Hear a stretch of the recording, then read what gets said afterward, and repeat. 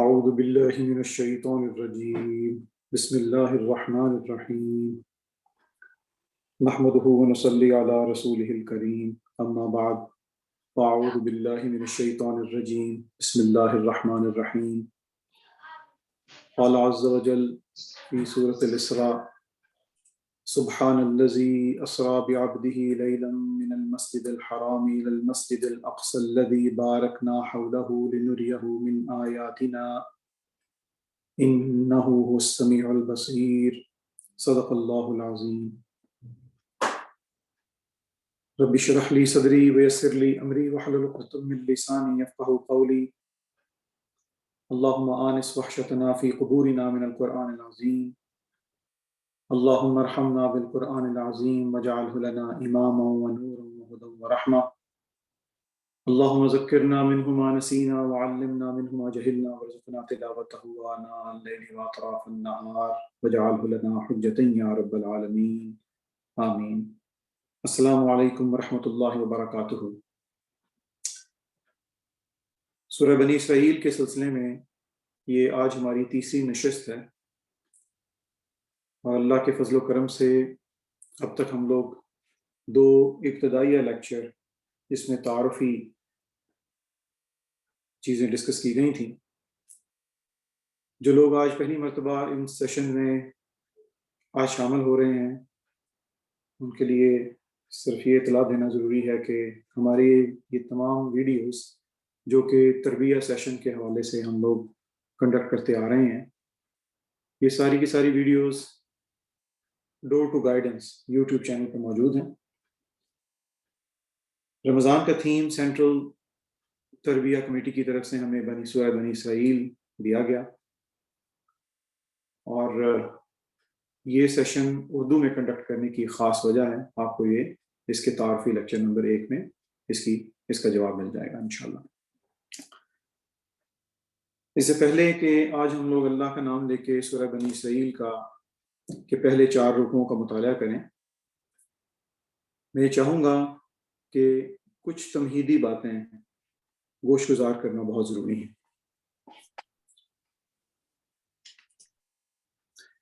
جی slide آن کیجیے۔ جب بھی ہم لوگ قرآن مجید فرقان حمید کی تلاوت کرتے ہیں تو ہمیں 2 چیزیں بہت ہی اہم اپنے نگاہ میں رکھنے کی ضرورت ہے۔ نمبر 1 کہ قرآن مجید کے کل مضامین کتنے ہیں، اور دوسرے یہ کہ مکی قرآن اور مدنی قرآن کے جو امتزاج ہے وہ کون کون سے پہلو ہیں جو کہ ایک دوسرے کو ممیز کرتے ہیں۔ تو میں نے کوشش کی ہے کہ اپنی اسکرین شاٹ آپ لوگوں کے ساتھ شیئر کروں، تو انشاءاللہ آج کا ہمارا فارمیٹ سیگمنٹ نمبر A میں ہم لوگ مضامین قرآن کے متعلق بالکل ٹچ بیس اس کا لیں گے، اور سیگمنٹ نمبر 2 میں ایمان ثلاثہ جو کہ مکی قرآن کے اوپر چھایا ہوا ہے اس کا کچھ احاطہ کریں گے انشاءاللہ، اور پھر سیگمنٹ نمبر 3 میں انشاءاللہ ہم لوگ رکوع برکوع اور ان کے مضامین کا احاطہ کرتے ہوئے نکلیں گے انشاءاللہ تعالی العزیز۔ جہاں تک مضامین قرآن کی بات ہے تو سب سے پہلے یاد رکھیے کہ قرآن مجید کے ٹوٹل 5 مضامین ہیں، جس میں سب سے پہلا مضمون تذکیر بآلاء اللہ ہے۔ اس سے مراد یہ ہے کہ اللہ مظاہر قدرت بیان کرتے ہوئے ہم تمام انسانوں تک اپنا پیغام پہنچانا چاہتے ہیں۔ مضامین قرآن کی دوسرے سلسلے میں تذکیر بایام اللہ، جس میں تمام قصص الانبیاء اور عذابی قوموں کے متعلق تمام تفصیلات موجود ہیں، اور یہ بھی تذکیر کا ایک بہت بڑا ذریعہ ہے۔ اور نمبر 3 تذکیر بالموت وما بعدہ، یعنی کہ موت اور آخرت کے بارے میں، جس میں اہل جنت اور اہل جہنم کا ذکر اللہ بار بار کرتے ہیں۔ اور نمبر 4 علم الاحکام، یعنی شریعہ، جس کو ہم ڈوز اور ڈونٹس کہتے ہیں۔ اور نمبر 5 علم المخاصمہ، یعنی گمراہ قوموں کے عقائد باطلہ۔ تو یہ 5 مضامین تمام قرآن کے اندر ہمیں مجموعی طور پہ دیکھنے کو ملتے ہیں۔ جیسا کہ ہم جانتے ہیں کہ قرآن مجید فرقان حمید محمد الرسول صلی اللہ علیہ وسلم کے قلب اطہر پر جبریل امین کے ذریعے سے نازل ہوا، اور کل 23 سال کم و بیش عرصہ میں نازل ہوا۔ تو تمام وہ صورتیں جو نبی کریم صلی اللہ علیہ وسلم کے مکی دور سے متعلق ہیں ان کو ہم مکی قرآن کہتے ہیں، اور تمام وہ صورتیں جو ہجرت کے بعد نازل ہوئیں ان کو ہم مدنی قرآن کا حصہ قرار دیتے ہیں۔ مکی قرآن کے سلسلے میں یاد رکھیے کہ جو سب سے اہم ترین جو نمایاں پہلو پورے مکی قرآن کے اندر جو چھایا ہوا ہے وہ ہے ایمان ثلاثہ، جس میں ایمان باللہ، ایمان رسالت اور ایمان بالآخرہ۔ اس کو جاننا اس لیے ضروری ہے کہ اس کے اندر آپ کو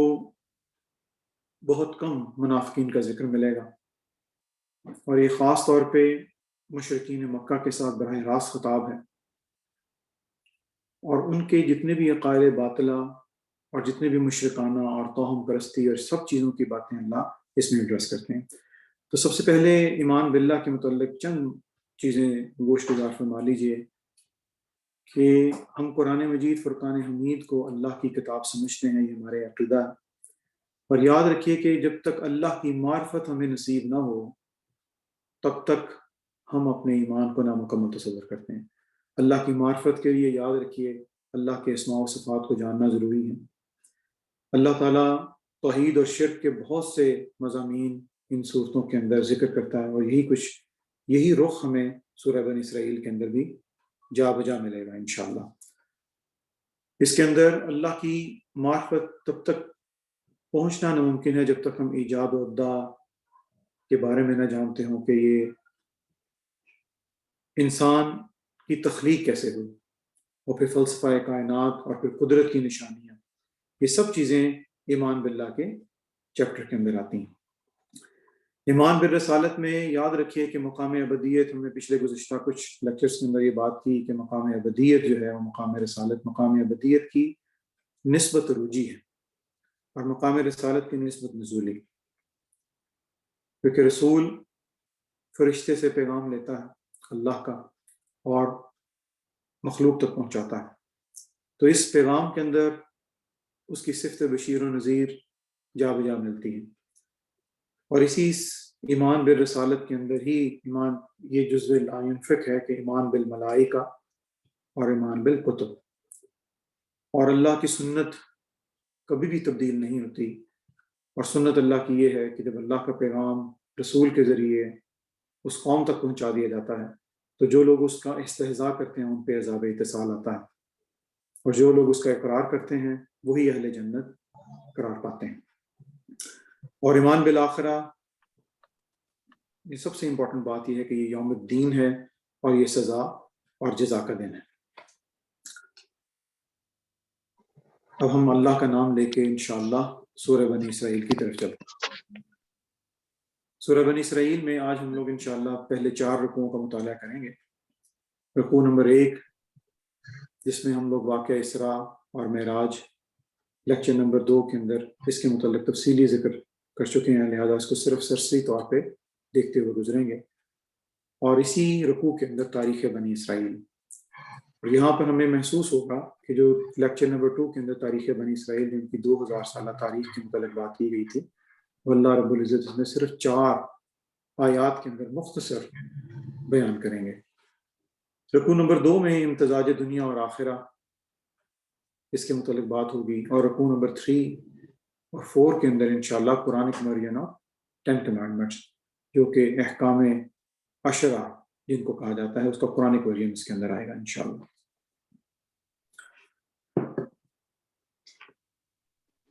آئیے اس کا آغاز کیجیے انشاءاللہ تعالیٰ عزیز۔ اس کا فارمیٹ میں کچھ اس طرح سے رکھوں گا کہ میں پہلا ایک رکوع پورا خود پڑھوں گا انشاءاللہ، تاکہ جو لوگ اس کے ساتھ ساتھ پڑھنا چاہتے ہیں وہ بھی اپنی تصحیح فرما لیں، کیونکہ ارشد بھائی نے کہا تھا کہ کچھ الفاظ کی غلط ادائیگی کی وجہ سے مفہوم تبدیل ہو جاتے ہیں، تو I will try my level best انشاءاللہ۔ تو کوئی شخص اس کے ساتھ دہرانا چاہے اپنے ساتھ ساتھ وہ ضرور دہرا لے انشاءاللہ۔ اعوذ باللہ من الشیطان الرجیم، بسم اللہ الرحمن الرحیم، سبحان الذي أسرى بعبده ليلا من المسجد الحرام إلى المسجد الأقصى الذي باركنا حوله لنريه من آياتنا إنه هو السميع البصير وآتينا موسى الكتاب وجعلناه هدى لبني إسرائيل ألا تتخذوا من دوني وكيلا ذرية من حملنا مع نوح إنه كان عبدا شكورا وقضينا إلى بني إسرائيل في الكتاب لتفسدن في الأرض مرتين ولتعلن علوا كبيرا وإذا جاء وعد أولاهما بعثنا عليكم عبادا لنا أولي بأس شديد فجاسوا خلال الديار وكان وعدا مفعولا ثم رددنا لكم الكرة عليهم وأمددناكم بأموال وبنين وجعلناكم أكثر نفيرا إن أحسنتم أحسنتم لأنفسكم وإن أسأتم فلها فإذا جاء وعد الآخرة ليسوءوا وجوهكم وليدخلوا المسجد كما دخلوه أول مرة وليتبروا ما علوا تتبيرا عسى ربكم أن يرحمكم وإن عدتم عدنا وجعلنا جهنم للكافرين حصيرا إن هذا القرآن يهدي للتي هي أقوم ويبشر المؤمنين الذين يعملون الصالحات أن لهم أجرا كبيرا وأن الذين لا يؤمنون بالآخرة أعتدنا لهم عذابا أليما بسم الله الرحمن الرحيم سبحان الذي أسرى بعبده ليلا من المسجد الحرام إلى المسجد الأقصى پاک ہے وہ ذات جو لے گئی راتوں رات اپنے بندے صلی اللہ علیہ وسلم کو مسجد حرام سے مسجد اقصی تک الذی بارکنا حولہ جس کے ماحول کو ہم نے بابرکت بنایا لنریہ من آیاتنا انہ هو السمیع البصیر تاکہ ہم دکھائیں اس بندے محمد صلی اللہ علیہ وسلم کو اپنی نشانیاں یقیناً وہی ہے سب کچھ اللہ اور دیکھنے والا جیسا کہ آپ کو یاد ہوگا کہ لاسٹ لیکچر میں ہم لوگوں نے بات کی تھی کہ واقعہ معراج کا جو زمینی سفر ہے جس کو اسراء کہا جاتا ہے اس کے بارے میں یہاں بیان کیا گیا اس میں بہت ساری بحثیں ہیں وقت کی قلت کے تحت انشاءاللہ ہم لوگ بڑی تیزی سے ان تمام مضامین کو سمیٹتے ہوئے آگے بڑھیں گے اس میں سب سے بڑا جو بات جو کہی جاتی ہے کہ کیا یہ سفر جسمانی تھا یا کہ یہ کوئی رویا تھا تو اس زمن میں دو باتیں بڑی امپورٹنٹ ہیں یہاں پہ کہ یہ جو اللہ تعالیٰ اس کے متعلق جہاں پہ جو لفظ عبد یہاں پہ بیان کیا گیا ہے تو عبد سے مراد یہ ہے کہ جس میں روح اور جسم دونوں موجود ہوں اور یہاں پر اللہ بیان کر رہے ہیں کہ اپنے بندے کو مسجد حرام تک لے گیا تو لے گیا سے مراد یہ ہے کہ فزیکل فارم کے اندر یہ معراج کا واقعہ پیش آیا ہے کیونکہ اس کی وجہ یہ ہے کہ احادیث میں اس کی بہت ساری تفاصیل ملتی ہیں میں ریکمینڈ کروں گا تفسیر القرآن اقبال کلانی صاحب کی یہ تفسیر ہے اس میں انہوں نے بہت ساری کم از کم کچھ 6 یا 7 احادیث کا ذکر کیا ہے وقت کی قلت کے باعث ہم لوگ یہ تمام مضامین یہاں سمیٹنے سے قاصر ہیں لیکن جس کو اس کا کوئی شوق ہو وہ مزید تفصیل کے لیے مختلف تفاسیر کا رخ کریں انشاءاللہ تعالیٰ عزیز اور ان حدیث کا نچوڑ یہ ہے کہ نبی کریم صلی اللہ علیہ وسلم اپنے جسد اطہر کے ساتھ اللہ کی طرف روانہ ہوئے بارکنا حولہ جس کے ماحول کو ہم نے بابرکت بنایا الذی بارکنا حولہ تو یہ برکت یاد رکھیے کہ یہ اس ارض فلسطین کی حرمت کے متعلق اللہ یہاں بیان کر رہے ہیں کیونکہ اس میں حضرت ابراہیم علیہ السلام کے ساتھ بہت سے اور انبیاء بھی مدفون ہیں تو لہٰذا اس کا ایک روحانی پہلو کے متعلق یہاں بیان کیا گیا، اور یہاں پہ پھر وہی بنی وہ الفاظ آئے ہیں لنریہ من آیاتنا، تاکہ ہم دکھائیں اس بندے کو اپنی نشانیاں، اور انہ هو السمیع البصیر، اور یہی ہے، اور یقیناً وہی سب کچھ وہ سننے والا اور دیکھنے والا ہے۔ اور ان نشانیوں کے متعلق اگر کوئی شخص جاننا چاہتا ہے تو اس کے لیے مطالعہ حدیث کرنا ضروری ہے۔ وَآتَيْنَا مُوسَى الْكِتَابَ وَجَعَلْنَاهُ هُدًى لِّبَنِي إِسْرَائِيلَ، اور ہم نے موسیٰ کو کتاب یعنی تورات دی، اور ہم نے اسے ہدایت بنایا بنی اسرائیل کے لیے۔ یہ بڑا امپورٹنٹ ہے یہاں پہ کہ جو یہ تورات جو موسیٰ علیہ السلام پہ جو دی جا رہی ہے اس کا براہ راست تعلق صرف اور صرف بنی اسرائیل کے لیے تھا، جبکہ قرآن مجید فرقان حمید جو کہ فائنل ٹیسٹمنٹ آف اللہ سبحانہ و تعالیٰ ہے، وہ تمام انسانیت کے لیے اترا۔ اللہ تعالیٰ سورہ بقرہ میں فرماتے ہیں شہر رمضان الذی انزل فیہ القرآن ھدی للناس وبینات من الھدی والفرقان ھدی للناس، اور یہاں پر لفظ استعمال ہو رہا ہے ھدی لبنی اسرائیل۔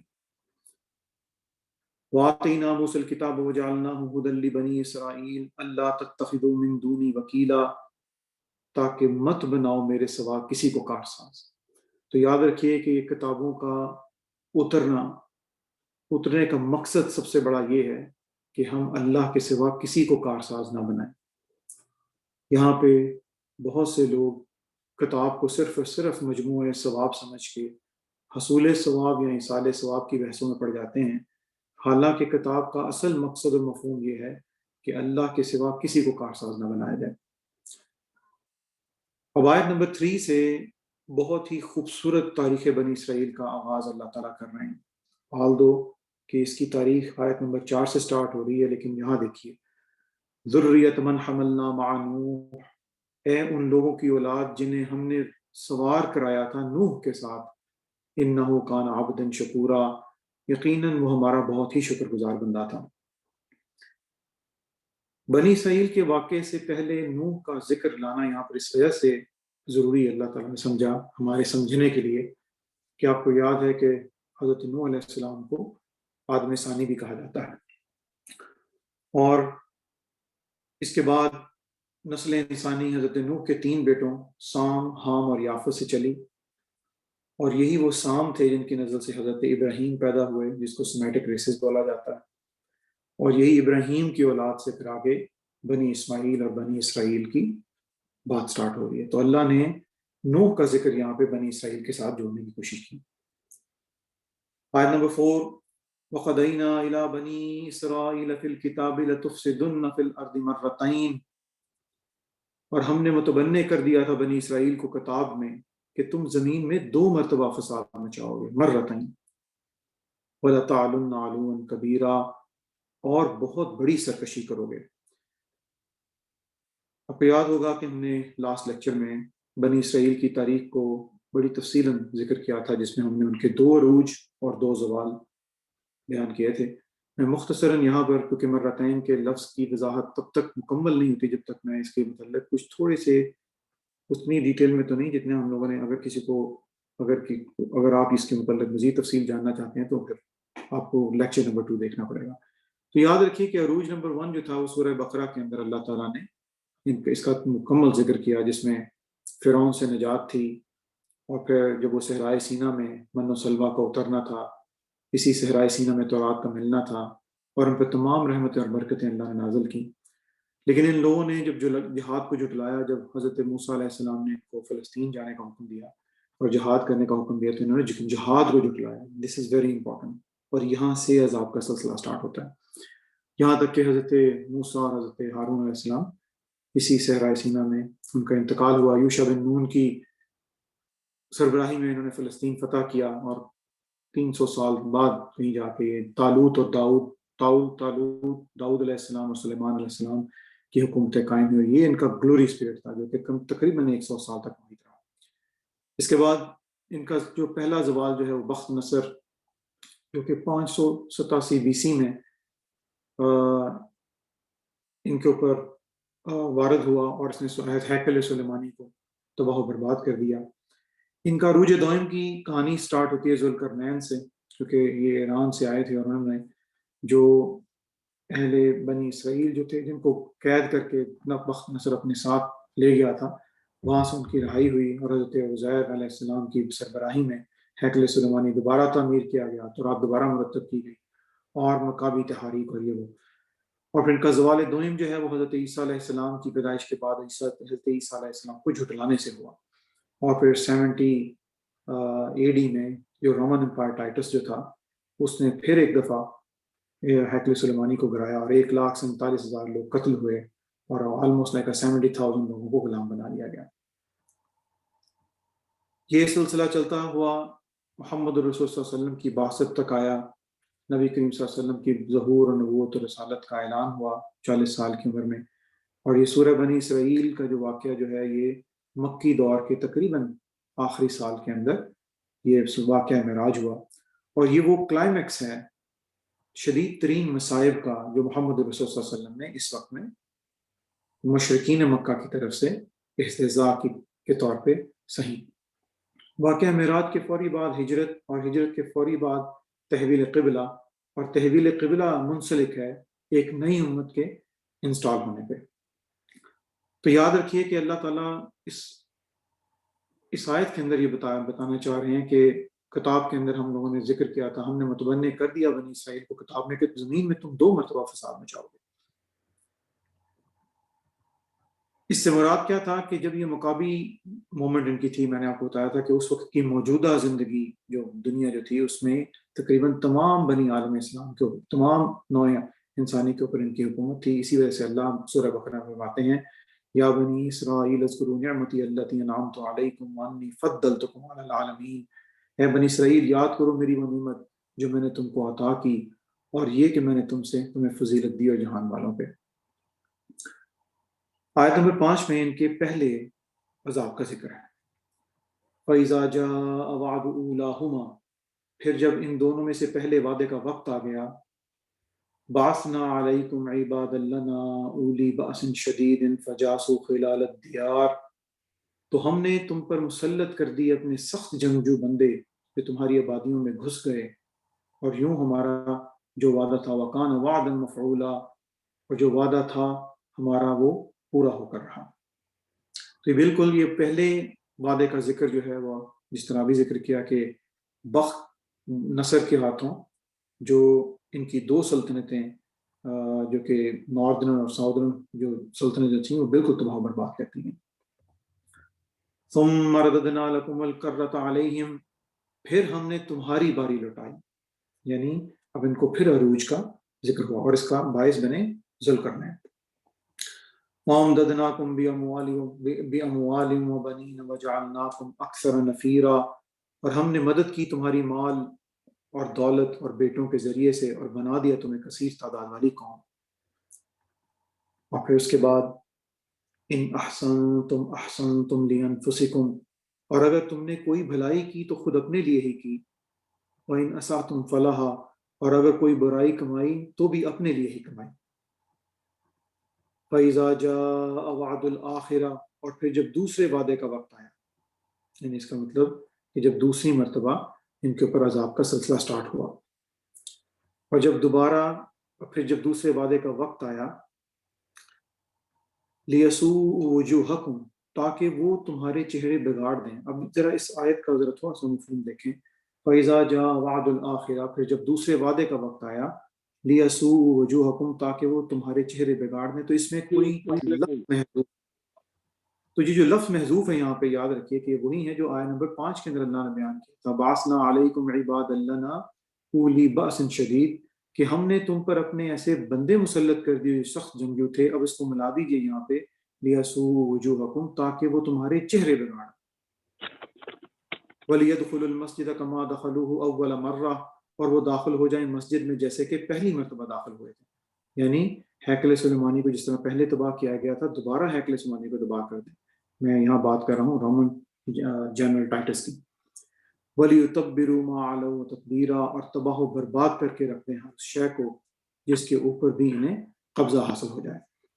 تو یہاں دیکھیے کہ یہ 2000 سالہ تاریخ جو یہاں بیان کی جا رہی ہے، اس کا مقصد یہ ہے اور یہ بتایا یہ جا رہا ہے خاص طور پہ کیونکہ اس کا شان نزول اس صورت کا تقریباً 10 نبوی ہے، اور اس میں شدید ترین مسائل کا سامنا ہے نبی کریم صلی اللہ علیہ وسلم کو، اور یہاں تک کہ مشرکین مکہ جو ہیں وہ آپ صلی اللہ علیہ وسلم کی جان کے در پہ آ چکے ہیں۔ تو بتایا جا رہا ہے کہ جو کچھ ان لوگوں کے ساتھ ہوا، اگر ہم لوگوں نے بھی وہی روش اختیار کی تو یہی کام ہمارے ساتھ بھی ہونے والا ہے۔ اور یاد رکھیے کہ ہجرت کے بعد ایک اور بات پہلو بڑا اہم ہے یہاں پہ سمجھنا، کہ ہجرت کے فوری بعد مشرکین مکہ کے علاوہ جو یہود تھے، اہل یہود، جو کہ 3 بڑے ان کے جو قبائل تھے جو مدینے کے اندر آباد تھے، ان سے اب ملاقات ہونے والی تھی اور منافقین کا دور آنے والا تھا۔ تو اللہ تعالیٰ یہ نبی کریم صلی اللہ علیہ وسلم کو یہ ایک مینٹلی پریپیئر کیا جا رہا ہے یہاں پہ کہ جو حالات ان لوگوں کے ساتھ یہاں پر واقعات پیش آئے ہیں، اگر اور ان کی بیسک وجہ، سب سے بڑی وجہ یہ تھی کہ انہوں نے رسولوں کا استہزاء کیا، اور سب سے بڑی وجہ یہ تھی کہ ان لوگوں نے نہ صرف استہزاء کیا بلکہ توہم پرستی، مشرکانہ عقائد اور اس قسم کی تمام وہ خرافات جو اپنے اوپر جو لے کر آئے، جس کی وجہ سے وہ عذاب باعث بنے۔ آیت نمبر 8، عسیٰ ربکم ان یرحمکم وان عدتم عدنا، ہو سکتا ہے کہ اب تمہارا رب تم پر رحم کرے، اور اگر تم نے وہی روش اختیار کی، وَإِنْ عُدْتُمْ عُدْنَا، اگر تم نے وہی روش اختیار کی تو تم پر بھی وہی کچھ کریں گے۔ وَجَعَلْنَا جَهَنَّمَ لِلْكَافِرِينَ حَصِيرًا، اور ہم نے جہنم کو کافروں کے لیے قید خانہ بنا رکھا ہے۔ اللہم لا تجعلنا منہم، اللہم لا تجعلنا منہم۔ ان ھذا القرآن یہدی للتی ہی اقوم، یقیناً یہ قرآن رہنمائی کرتا ہے اس راہ کی طرف جو سب سے سیدھی راہ ہے۔ یعنی اس کا مطلب یہ ہے کہ اب جو شخص بھی راہ ہدایت پانا چاہتا ہے، اس کو اللہ کی دامن رحمت میں پناہ لینا چاہتا ہے، تو اس کو اس قرآن کے راستے سے آنا ہوگا۔ وَيُبَشِّرُ الْمُؤْمِنِينَ الَّذِينَ يَعْمَلُونَ الصَّالِحَاتِ أَنَّ لَهُمْ أَجْرًا كَبِيرًا، اور بشارت دیتا ہے ان اہل ایمان کو جو نیک عمل بھی کریں اور ان کے لیے بہت بڑا اجر ہے۔ یاد رکھیے کہ یہاں پہ ایک سائملٹینیس کنٹراسٹ قرآن مجید میں آپ کو ملے گا، جہاں اہل ایمان کی بات آتی ہے وہاں پر اہل جہنم کی بات بھی اللہ تعالیٰ ساتھ ہی کرتے ہیں۔ میں گزارش کروں گا، میرے خیال کہ کسی شخص کا مائک میوٹ نہیں ہے، if you can mute your mic that will be great انشاءاللہ۔ تو پہلے اہل جنت کے متعلق بات کی، وَيُبَشِّرُ الْمُؤْمِنِينَ الَّذِينَ يَعْمَلُونَ الصَّالِحَاتِ أَنَّ لَهُمْ أَجْرًا كَبِيرًا، اور بشارت دیتا ہے ان اہل ایمان کو جو نیک عمل بھی کریں اور ان کے لیے بہت بڑا اجر ہے۔ وَأَنَّ الَّذِينَ لَا يُؤْمِنُونَ بِالْآخِرَةِ أَعْتَدْنَا لَهُمْ عَذَابًا أَلِيمًا، اور یہ کہ جو لوگ ایمان نہیں رکھتے آخرت پر، ان کے لیے ہم نے تیار کر رکھا ہے ایک دردناک عذاب۔ تو یہاں پر ایک دعوت فکر دی جا رہی، جس طرح بنی اسرائیل کے عروج و زوال کا جو آئینہ دکھایا جا رہا۔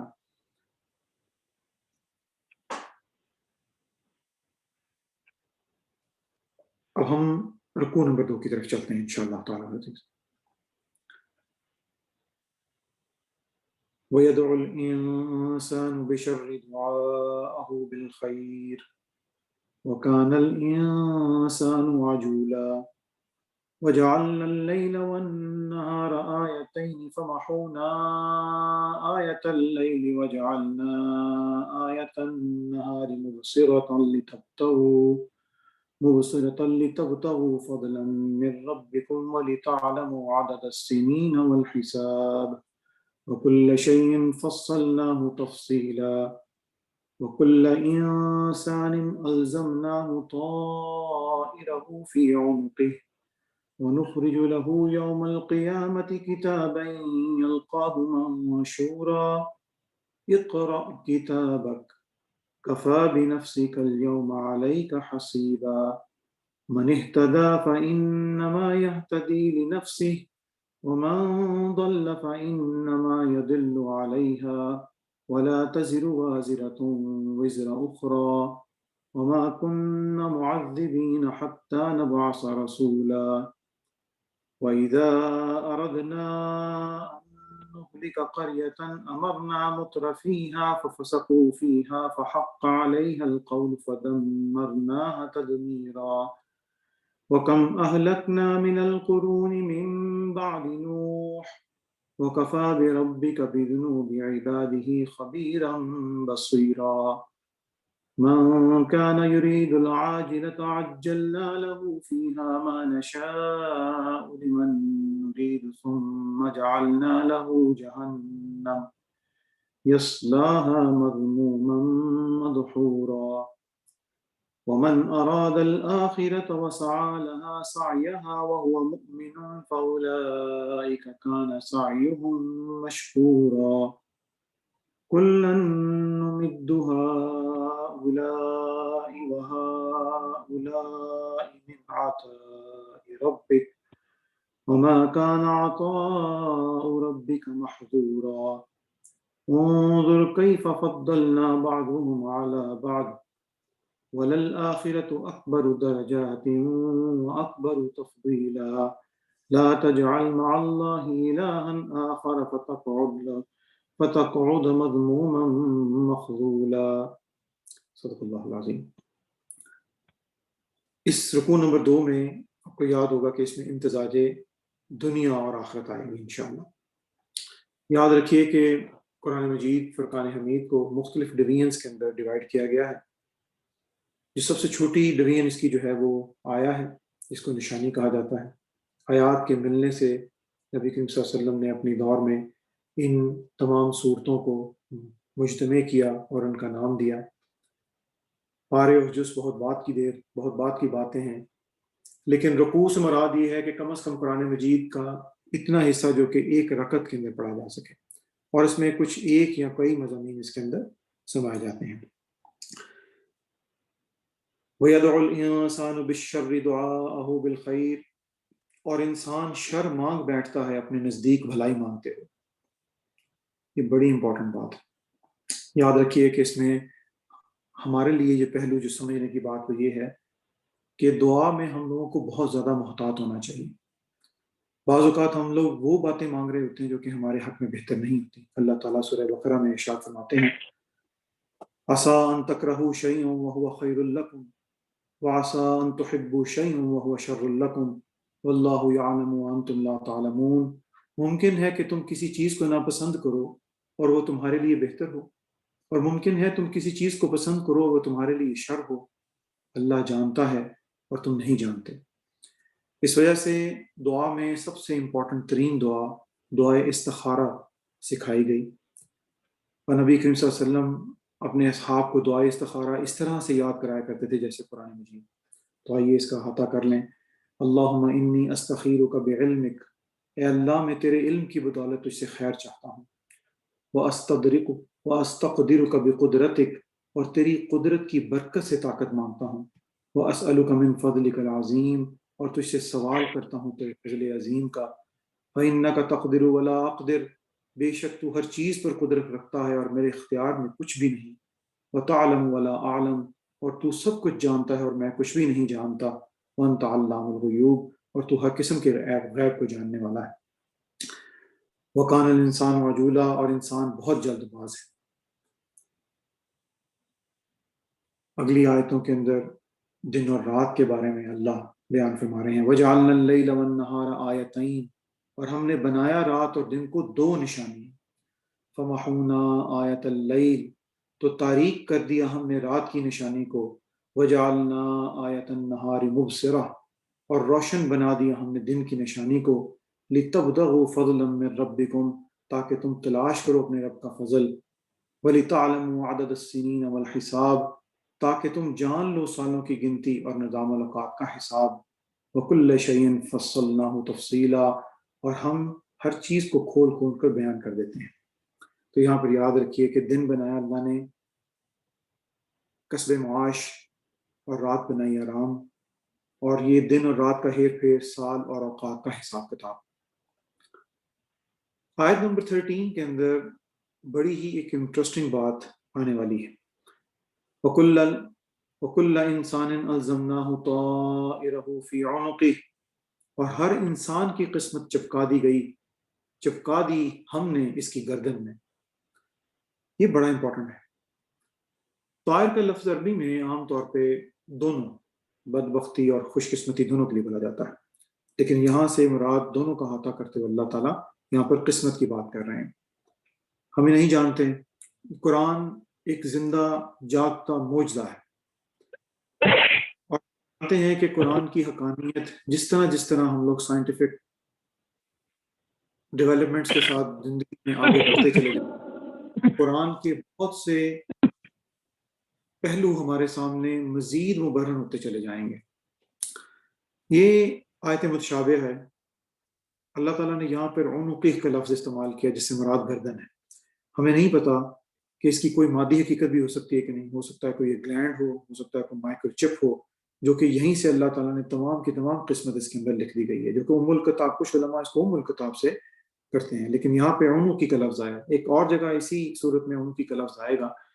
وَكُلَّ إِنسَانٍ أَلْزَمْنَاهُ طَائِرَهُ فِي عُنُقِهِ، ہر انسان کی قسمت چپکا دی ہے ہم نے اس کی گردن میں، وَنُخْرِجُ لَهُ، اور ہم نکال لیں گے، یوم القیامت کتابًا یلقاہ منشورا، اس کے لیے قیامت کے روز اسے ایک کتاب کی شکل میں وہ پائے گا، اسے کھلی ہوئی۔ واللہ اعلم۔ اقرأ کتابک، پڑھ لو اپنا نامہ اعمال،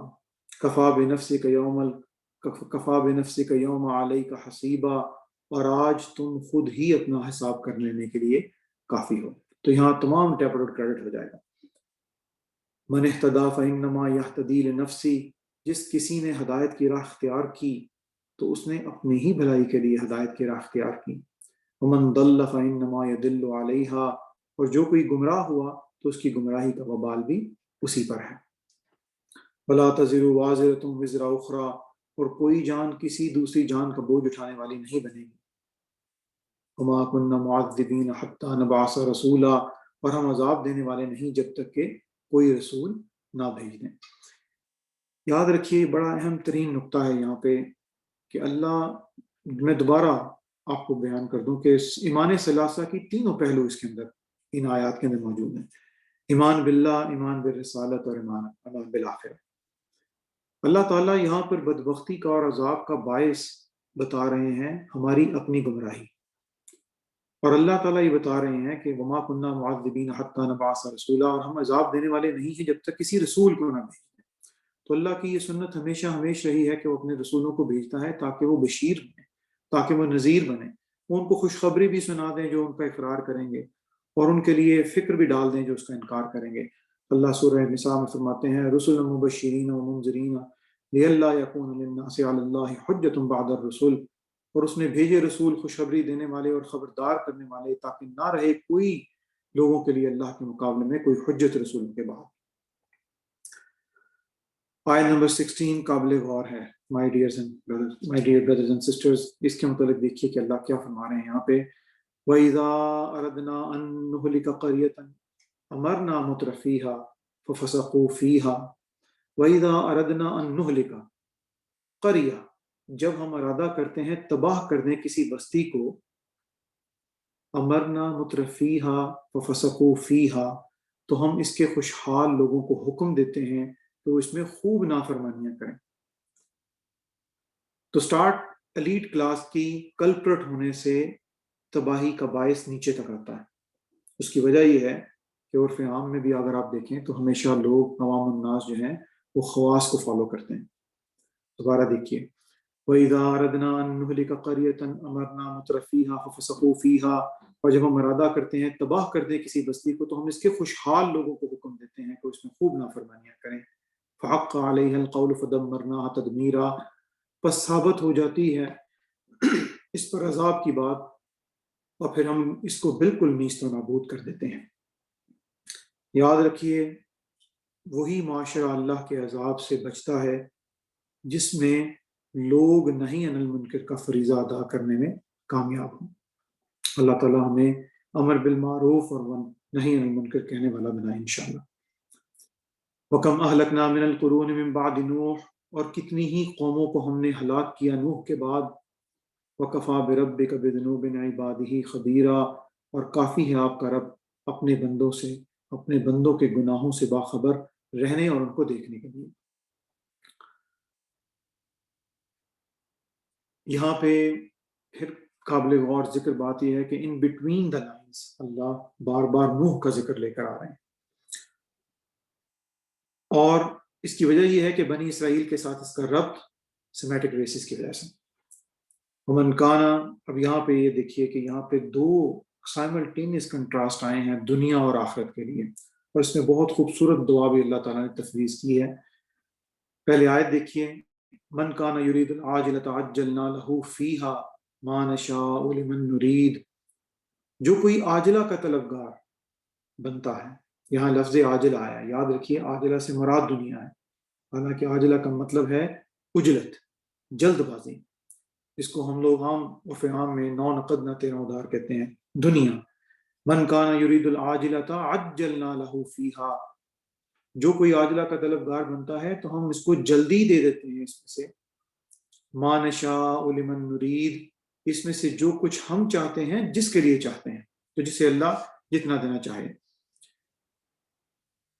ثم جعلنا لہ جہنم، پھر ہم مقرر کر دیتے ہیں اس کے لیے جہنم،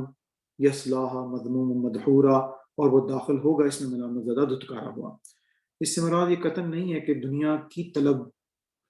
کی طلب اگر احکام شریعہ کے مطابق ہو تو جائز۔ اس وجہ سے ایک دعا اللہ نے قرآن مجید میں تفویض کی، ربنا آتنا فی الدنیا حسنۃ وفی الآخرۃ حسنۃ وقنا عذاب النار، اور اس کا سائملٹینیس کنٹراسٹ ومن اراد الآخرۃ، اور جو کوئی آخرت کا طلبگار ہو، وسعى لها سعیہا، اور اس کے لیے اس کے شایان شان کوشش کرے، وہو مؤمن، اور وہ مومن بھی ہو، فاولئک کان سعیہم مشکورا، تو یہی لوگ ہوں گے جن کی کوششوں کی قدر افزانی کی جائے گی۔ تو یہاں پر جو کامیابی کا جو تین کرائٹیریاز بتائے ہیں اللہ نے، نمبر ایک کہ طلب آخرت کرنے والا ہو، یعنی کہ اس کا ادراک ہو، آخرہ مائنڈڈ تھنکنگ رکھنے والا، نمبر دو صرف وشفل تھنکنگ سے کام نہیں، اس کے لیے کوشش بھی کرے، اس کے شایان شان وسعى لها سعیہا، اور اس کے شایان شان کوشش بھی کرتا ہو، اور نمبر تھری وہو مؤمن، اور وہ ایمان والا بھی ہو، یعنی کہ اس کے اندر کسی قسم کے کوئی شرک کیا، کوئی توہم پر انسانہ، کوئی بدعتی افعال اس کے اندر موجود نہ ہو، فاولئک کان سعیہم مشکورا، تو یہی لوگ ہوں گے جن کی کوشش کی قدر افزائی کی جائے گی۔ اللہم ربنا جعلنا منہم، اللہم ربنا جعلنا منہم۔ کلن نمد، بہت امپورٹنٹ لفظ ہے، کلن نمد، ہم سب کو مدد پہنچائے جا رہے ہیں، ہؤلاء وہؤلاء، ان کو بھی اور ان کو بھی، من عطاء ربک، اور آپ کے رب کی عطا ہے۔ بڑا خوبصورت یہ اللہ یہاں پر کنٹراسٹ دے رہے ہیں کہ اس کا مطلب یہ ہے کہ اللہ مومنوں کو بھی اس دنیا کے اندر ان کی ضروریات کو پورا کر رہا ہے، اور نافرمانوں اور دشمنوں کو بھی اللہ نواز رہا ہے۔ اس میں تفہیم کے اندر اس کے مولانا مودودی نے اس کے الفاظ کے اس کو یوں بیان کیا ہے کہ ہم سامان زیست دیے جا رہے ہیں، یعنی ہم سب کو مدد پہنچائے جا رہے ہیں، کل نمد ہؤلاء وہؤلاء، ان کو بھی اور ان کو بھی، من عطاء ربک، آپ کے رب کی عطا سے، وما کان عطاء ربک محظورا، اور آپ کے رب کی عطا رکی ہوئی نہیں ہے۔ تو اس کو یاد رکھیے کہ یہ جو انعام ہم لوگوں پہ آج ہو رہے ہیں اس کا ہم سے حساب لیا جانا ہے۔ جو لوگ اس حساب سے بے خبر ہیں وہ تو اہل جہنم، اور جو لوگ اس کے لیے ہمیشہ گاڈ کانشیسنس، جو تقوی والے ہیں، جو ایمان والے ہیں، جو اس کا ادراک رکھنے والے ہیں، اس کے لیے اس کی شان کوشش کرنے والے ہیں، اور ایمان کے تمام کرائٹیریاز کو پورا کرنے والے ہیں، ان کے لیے اللہ نے جنت تیار کی ہے۔ انظر کیف فضلنا بعضهم علی بعض، دیکھو کیسے کیسے ہم نے بعض کو بعض پر فضیلت دی۔ اس سے مراد یہ ہے کہ دنیا میں لوگوں کو مال و اسباب، ذہنی جسمانی صلاحیتیں، شکل و صورت اور مقام و مرتبے کے اعتبار سے دوسروں لوگوں کو فضیلت دے رکھی، لیکن ولل آخرت اکبر درجات و اکبر تفضیلا، لیکن آخرت کی زندگی درجات اور فضیلت میں اس سے بہت بڑھ کر ہوگی۔ تو یہیں پر اللہ نے سائملٹینیسلی کنٹراسٹ بتا دیا کہ جن لوگوں کو اللہ اپنی عطا سے اس دنیا میں بہم سہولتیں پہنچا رہا ہے، اس سے مت گمان کرو کہ یہ لوگ جنت میں بھی اس طرح مزہ اڑائیں گے جب تک کہ گاڈ کانشیسنس اور ایمان کا درجہ ان کے دل میں موجود نہ ہو۔ لا تجعل مع اللہ الہا آخر، اللہ کے ساتھ کسی اور کو معبود نہ بناؤ۔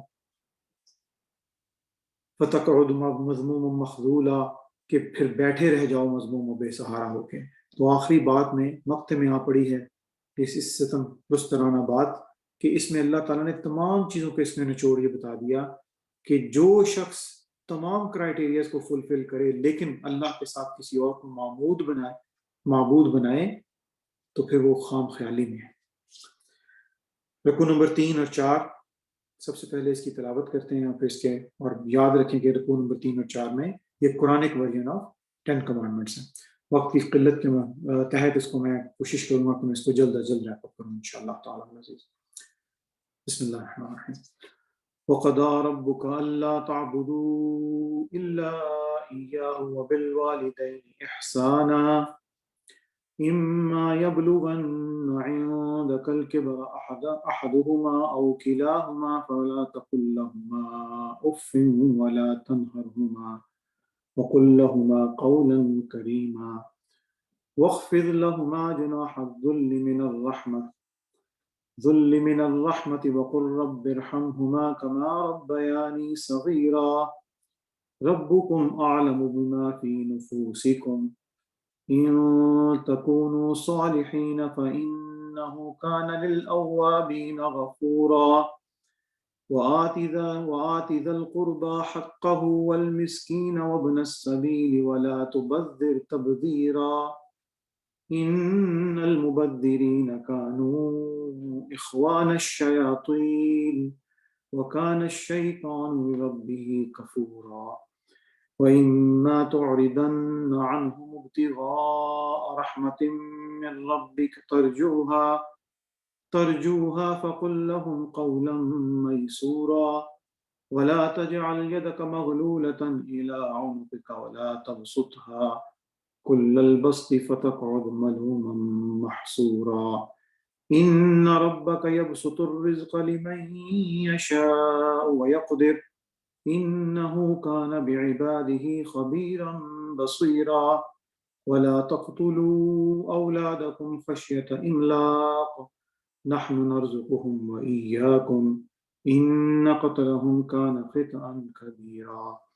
ولا تقربوا الزنا إنه كان فاحشة وساء سبيلا ولا تقتلوا النفس التي حرم الله إلا بالحق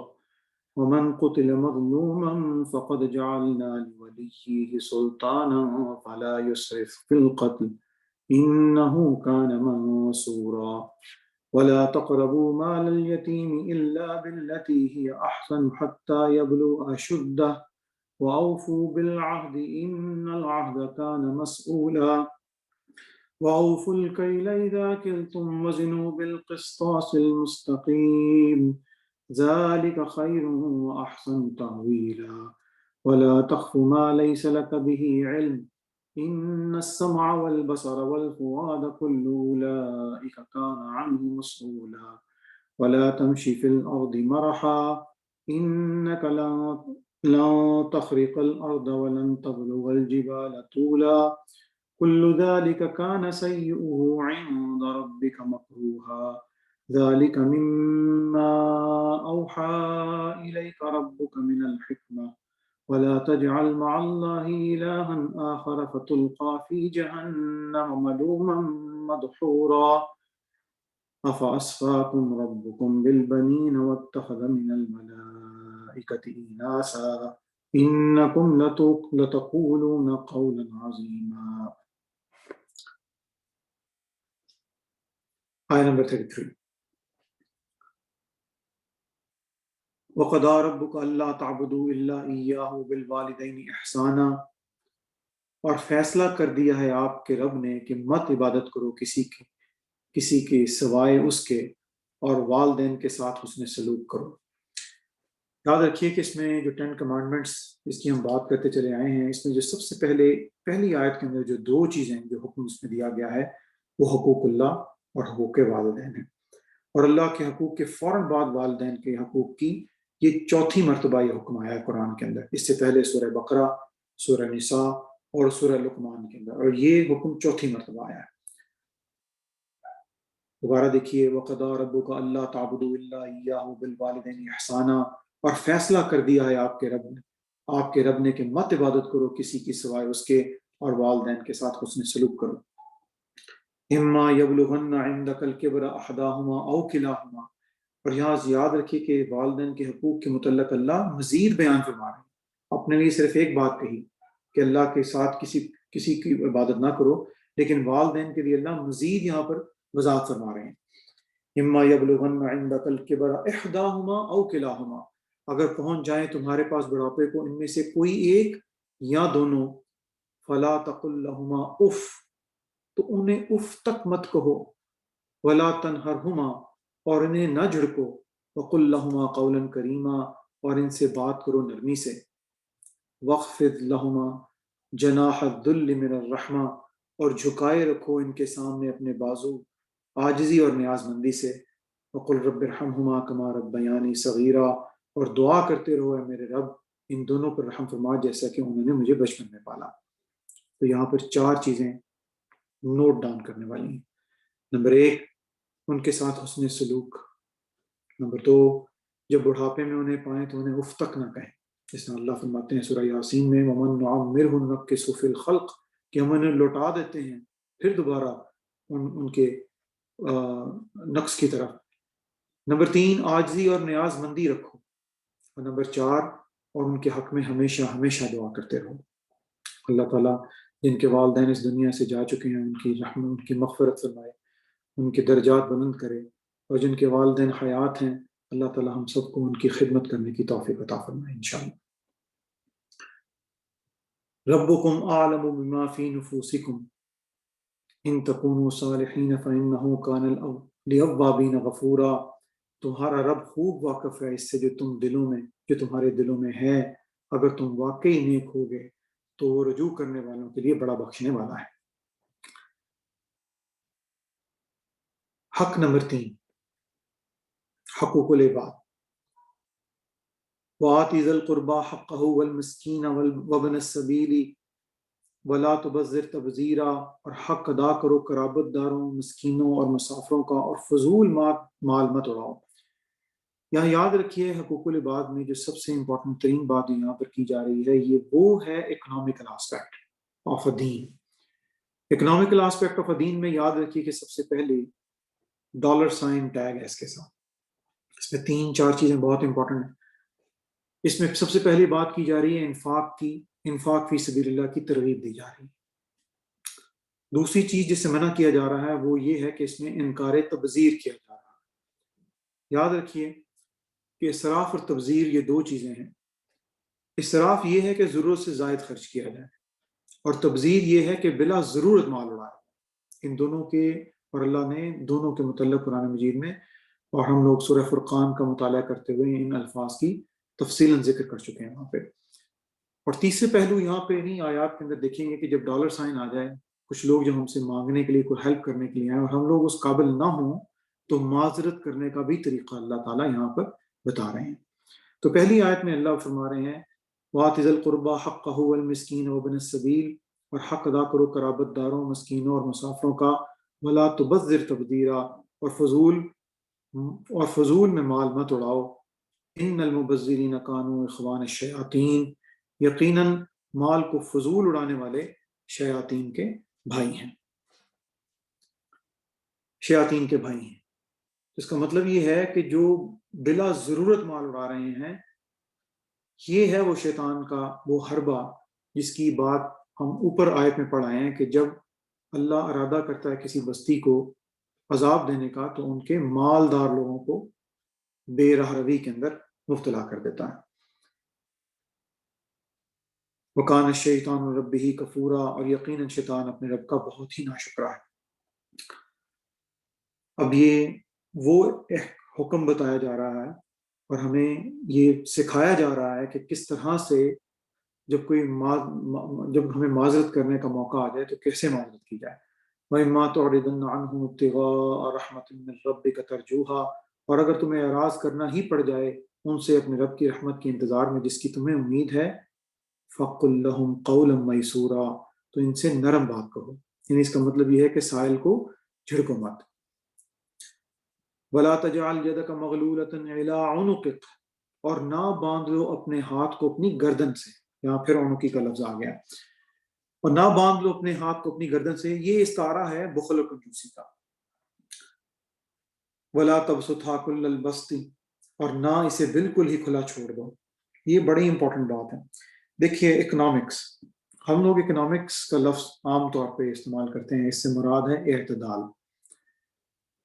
اعتدال مراد ہے دو چیزوں کے درمیان کا، جس کے ایک طرف بخل ہے، جس کا مطلب کنجوسی ہے، جس میں کوئی مال خرچ نہ کیا جائے، اور دوسری طرف اسراف اور تبریز ہے، اسراف اور تبذیر۔ اور یہ وہ اسراف اور تبذیر جو ہے کہ جس میں بہت زیادہ خرچ کرنا۔ اس کے بھی دو پہلو ہیں، یاد رکھیے کہ اس میں ایک نیگیٹو پہلو ہے اور ایک پازیٹو پہلو۔ اس میں جو نیگیٹو جو ہے وہ اسراف ہے اور تبذیر ہے، اور پازیٹو میں یہ ہے کہ راہ حق میں لٹا دینا، اور یہاں تک کہ سب کچھ ہی لٹا دینا۔ اس کی بھی ممانعت اللہ تعالیٰ کر رہے ہیں آگے۔ دیکھیے دوبارہ پڑھیے اس آیت کو، وَلَا تَجْعَلْ يَدَكَ مَغْلُولَةً إِلَىٰ عُنُقِكَ، اور نہ باندھ لو اپنی ہاتھ کو اپنی گردن کے ساتھ، یعنی بخل نہ کرو۔ وَلَا تَبْسُطْهَا كُلَّ الْبَسْطِ، ورنہ اور نہ اسے بالکل ہی کھلا چھوڑ دو، یعنی اس کا مطلب یہ ہے کہ سب کچھ لٹا نہ دو۔ فَتَقْعُدَ مَلُومًا مَحْسُورًا، اور پھر بیٹھے رہو ملامت زدہ ہارے ہو۔ إِنَّ رَبَّكَ يَبْسُطُ الرِّزْقَ لِمَن يَشَاءُ وَيَقْدِرُ، یقیناً تمہارا رب کشادہ رزق کرتا ہے جس کے لیے چاہتا ہے، اور تنگ کرتا ہے جس کے لیے چاہتا ہے۔ ایک حدیث ہے کہ جس نے میانہ روی اختیار کی وہ کبھی مفلس نہ ہوگا۔ انہ کان بعبادہ خبیرا بصیرا، یقیناً وہ اپنے بندوں کو خبر رکھنے والا ہے اور ان کے حالات کو دیکھنے والا ہے۔ نمبر 4، بھوک کے خوف سے اولاد کا قتل۔ ولا تقتلوا اولادکم خشیۃ املاق، اور اپنی اولاد کو قتل نہ کرو مفلسی کے اندیشے سے۔ نحن نرزقهم وإياكم، ہم ان کو بھی رزق دیں گے اور تمہیں بھی۔ ان قتلهم کان خطأ کبیرا، یقیناً ان کو قتل کرنا بہت بڑی خطا ہے۔ اس ضمن میں بہت سی مباحث ہیں، بہت سی تفسیروں میں آپ کو بہت ساری چیزیں ملیں گی، لیکن میں چند چیزیں ضمناً بیان کرنا چاہتا ہوں یہاں پہ۔ برتھ کنٹرول، یاد رکھیے کہ برتھ کنٹرول جو ہے وہ مجموعی طور پہ کوئی حکم نہیں لگایا جا سکتا یہاں پہ، کیونکہ تمام صورتیں برتھ کنٹرول کی مطلقاً حرام نہیں ہیں۔ تو اس سے مراد کانٹراسیپٹیو ورسز ابارشن ہے یہاں پہ، یاد رکھیے یہاں پر ابارشن کی ممانعت ہے، کانٹراسیپٹیو کی نہیں۔ لیکن بہرحال یہ متعلق ہے مختلف اہل فکر و اہل دانش سے، لہذا اس کا ادراک، اگر آپ اس کی مزید تفصیلات چاہتے ہیں تو میں آپ کو تفہیم القرآن اور تفسیر القرآن کی طرف آپ کا رخ کیے دیتا ہوں انشاءاللہ۔ نمبر 5، رد زنا، ولا تقربوا الزنا، اور زنا کے قریب مت جانا۔ انہ کان فاحشۃ وساء سبیلا، یقیناً یہ بہت بے حیائی کے کام ہے اور بہت ہی برا راستہ ہے۔ نمبر 6، قتل ناحق، ولا تقتلوا النفس التي حرم اللہ الا بالحق، اور مت قتل کرو اس انسانی جان کو جسے اللہ نے محترم ٹھہرایا ہے مگر حق کے ساتھ۔ یہاں پر حرف الا ہے، اس کا مطلب یہ ہے کہ کچھ ایکسیپشن ہے یہاں پہ بالحق، اس کا مطلب یہ ہے کہ قتل حق بھی ہے۔ یاد رکھیے 4 چیزیں قتل حق کے اندر آتی ہیں۔ نمبر 1، حربی کافر۔ نمبر 2، قصاص یعنی خون کا بدلہ خون۔ نمبر 3، قتل مرتد، اور نمبر 4، رجم یعنی شادی شدہ زانی و زانیہ۔ ولا تقتلوا النفس التي حرم اللہ الا بالحق، اور مت قتل کرو اس انسانی جان کو جسے اللہ نے محترم ٹھہرایا ہے مگر حق کے ساتھ۔ ومن قتل مظلوما فقد جعلنا لولیہ سلطانا، اور جسے قتل کر دیا گیا مظلومی میں۔ ومن قتل مظلوما، اور جسے قتل کیا گیا مظلومی میں، فقد جعلنا لولیہ سلطانا، تو اس میں اس کے ولی کو ہم نے اختیار دیا۔ تو یاد رکھیے کہ اسلامی قانون میں مقتول کے ورثاء کو اختیار ہے کہ وہ قصاص یا دید کا فیصلہ کریں۔ فلا یسرف فی القتل، تو وہ بھی قتل میں حد سے تجاوز نہ کریں۔ انہ کان منصورا، اور ان کی مدد کی جائے گی۔ نمبر 7، یتیم کا مال۔ ولا تقربوا مال الیتیم الا بالتی ہی احسن، اور مت قریب جاؤ یتیم کے مال کے مگر احسن طریقے سے۔ حتی یبلغ اشدہ، یہاں تک کہ وہ اپنی جوانی کو پہنچ جائیں۔ وَأَوْفُوا بِالْعَهْدِ إِنَّ الْعَهْدَ كَانَ مَسْئُولًا، اور عہد کو پورا کرو، یقیناً عہد کے بارے میں پاس پرس ہوگی۔ یاد رکھیے اس میں بہت بڑا مضمون سورۃ الانعام میں اللہ تعالیٰ نے اس کے تمام رنگوں کو اس کی آیت نمبر 152 کے اندر بیان کیا ہے۔ وقت کی قلت کے باعث ہم لوگ اس آیت کا ریفرنس دینے سے قاصر ہیں۔ نمبر 8، ناپ تول میں کمی، وَأَوْفُوا الْكَيْلَ إِذَا كِلْتُمْ، اور جب تم ناپو تو پیمانہ پورا بھرو، وَزِنُوا بِالْقِسْطَاسِ الْمُسْتَقِيمِ، اور وزن کرو سیدھی ترازو سے، ذَلِكَ خَيْرٌ وَأَحْسَنُ تَعْوِيلًا، یہی بہتر ہے اور انجام کے اعتبار سے بہت خوب تر۔ حضرت شعیب کی قوم ہمارے سامنے ہے۔ اللہ سورہ ہود میں فرماتے ہیں بقیت اللہ، بڑا خوبصورت لفظ ہے، اللہ کا دیا ہوا منافع ہی تمہارے لیے بہتر ہے، بقیت اللہ خیر لکم ان کنتم مؤمنین، اللہ کا دیا ہوا منافع ہی تمہارے لیے بہتر ہے اگر تم ایمان والے ہو۔ ولا تخف ما لیس لک بہ علم، نمبر 9، توہم پرستی، اور مت پیچھے پڑو اس چیز کے جس کے بارے میں تمہیں علم نہیں۔ اس میں بہت بڑی بحثیں ہیں اس آیت میں، لیکن صرف میں وقت کی قلت کے باعث چند پوائنٹ آپ کے گوش گزار کرنا چاہوں گا۔ یاد رکھیے علم دو قسم کا ہے، ایک وہ ہے جو ریویلڈ نالج ہے جس کو الہامی علم کہا جاتا ہے، جو وہی الہام کشف و رویا صادقہ کے تھرو نبی کے اوپر آتا ہے، اور اس کا تعلق روحانی وجود سے ہے۔ اور علم کا دوسرا حصہ ایکوائرڈ نالج ہے جسے اکتسابی علم کہا جاتا ہے، جو حواس کے ذریعے انسان لیتا ہے اور جو ارتقاء پذیر ہے، اور یہ حوانی وجود کے متعلق بات کرتا ہے۔ تو یاد رکھیے کہ یہ جو ایکوائرڈ، جو ریویلڈ نالج ہے جس کا تعلق روح کے ساتھ ہے، یہ ایمان بالغیب سے متعلق ہے۔ تو یاد رکھیں کہ جس کے متعلق ہمیں علم دیا گیا ہے، اس کے متعلق تو ہمیں بالکل اس کی ڈوز اور ڈونٹس شریعت کے مطابق اس کا حکم کو بجا لانا ہے، اور جس چیز کے بارے میں ہمیں علم نہیں ہے اس کے بارے میں بے جا پڑھنے کی ضرورت نہیں۔ ان السمع والبصر والفؤاد کل اولئک کان عنہ مسئولا، یقیناً سماعت، بصارت اور عقل سبھی کے بارے میں باز پرس ہوگی۔ تو اس میں دوسری بات کی جا رہی ہے کہ اپنے انسان یہی وہ اعلی کار ہیں جن کے تھرو علم حاصل کرتا ہے اور اس کے بنیاد پہ اکٹھا کیا ہوا ڈیٹا کو پروسیس کرتا ہے اور پھر اسی کے متعلق وہ نتیجہ اخذ کرتا ہے۔ یہ نتیجہ اگر احکامات الہی کے مطابق ہو تو آسانی، اور اگر اس کے خلاف ہو اور ہوائے نفس کے مطابق ہو تو پھر ناکامی۔ اور نمبر 10، وَلَا تَمْشِ فِي الْأَرْضِ مَرَحًا، اور زمین پر اکڑ کر نہ چلو، إِنَّكَ لَن تَخْرِقَ الْأَرْضَ وَلَن تَبْلُغَ الْجِبَالَ طُولًا، کہ تم نہ تو زمین کو پھاڑ سکو گے اور نہ ہی پہاڑوں کی بلندی کو پہنچ سکو گے۔ بڑا خوبصورت استعارہ اللہ نے استعمال کیا یہاں پہ، کُلُّ ذَلِكَ كَانَ سَيِّئُهُ عِندَ رَبِّكَ مَكْرُوهًا، ان سب باتوں کی برائی کا پہلو تیرے رب کو بہت ناپسند ہے۔ تو یاد رکھیے کہ یہ ہیں وہ احکام عشرہ جس کے متعلق اللہ بات کر رہے ہیں، اور جو اللہ نے یہی لفظ استعمال کیے قرآن میں بھی، ذَلِكَ مِمَّا أَوْحَىٰ إِلَيْكَ رَبُّكَ مِنَ الْحِكْمَةِ، یہ ہے جو ہے محمد صلی اللہ علیہ وسلم آپ کے رب نے آپ کی طرف وحی کی ہے حکمت میں سے۔ وَلَا تَجْعَلْ مَعَ اللَّهِ إِلَٰهًا آخَرَ فَتُلْقَىٰ فِي جَهَنَّمَ مَلُومًا مَدْحُورًا، اور مت ٹھہراؤ اللہ کے ساتھ کوئی دوسرا معبود ورنہ تم جھونک دیے جاؤ گے جہنم میں ملامت زدہ دھتکارے ہوئے۔ تو یاد رکھیں کہ یہ جو بار بار میں جس کا بیان کر رہا ہوں کہ قرآن ایک ورژن آف 10 کمانڈمنٹس ہے، یہ بات ابن عباس سے مروی ہے۔ انہوں نے کہا کہ قرآن کا یہ حصہ جو ہے یہ وہ تمام اصل میں احکام عشرہ ہیں جو تورات کے اندر انہوں نے مسخ کیے ہیں۔ اس بارے میں ایک اور بات جان لیجئے، ایک بڑی خوبصورت، کہ جب یہ احکام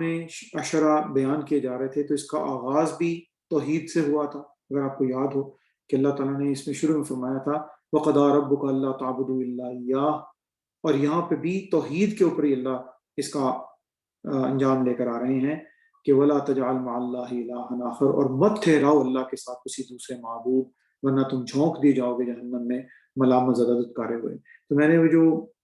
آپ کے ساتھ جو اسکرین شیئر کی تھی شروع میں اپنے وائٹ بورڈ کی، تو اس میں یہ تمام احکام شریعہ کو میں نے گرین اس کے ساتھ انویلپ کیا ہے۔ تو اگر وہ انویلپ سے مراد یہ ہے کہ اس کا شروع اور آخر توحید سے ہوا۔ أَفَأَصْفَاكُمْ رَبُّكُمْ بِالْبَنِينَ وَاتَّخَذَ مِنَ الْمَلَائِكَةِ إِنَاثًا، تو کیا تمہیں تو منتخب کر لیا ہے تمہارے رب نے بیٹوں کے ساتھ، اور اپنے لیے بنا لی ہیں فرشتوں میں سے بیٹی ہیں۔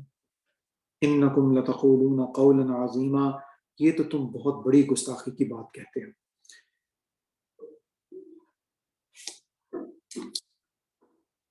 الحمدللہ رب العالمین، اللہ کے فضل و کرم سے ہم لوگ آج پہلے 4 رکوع ہمارے مکمل ہوئے، اور اس میں ہم نے مضامین کی فہرست جو کہ پہلے آغاز میں بیان کر دی گئی تھی اسی کے مطابق میں نے کوشش کی کہ اس کو سیگمنٹائز کرنے کی کوشش کروں۔ Quranic version of the 10 commandments میں پھر یاد کر لیجیے گا، دہرا لیجیے کہ حقوق اللہ، حقوق الوالدین، حقوق العباد، بھوک کے خوف سے قتل اولاد، زنا کی روک تھام، قتل ناحق، یتیم کا مال اور ناپ تول میں کمی تھا۔ اللہ تعالیٰ ہم سب لوگوں کو قرآن مجید کو پڑھنے، اس کو سمجھنے، اس کو عمل کرنے، اس کو یاد کرنے اور اس کو آگے پھیلانے کی توفیق عطا فرمائے انشاءاللہ تعالیٰ العزیز۔